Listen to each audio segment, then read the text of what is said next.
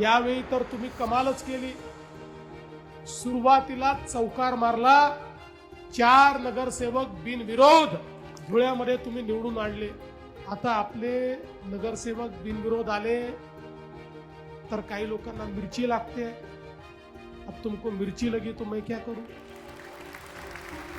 अरे या ठिकाणी देशाच्या लोकसभेमध्ये 35 खासदार बिनविरोध आले आहेत. 35 खासदार, आणि त्यापैकी 33 खासदार काँग्रेसच्या काळात आले आहेत.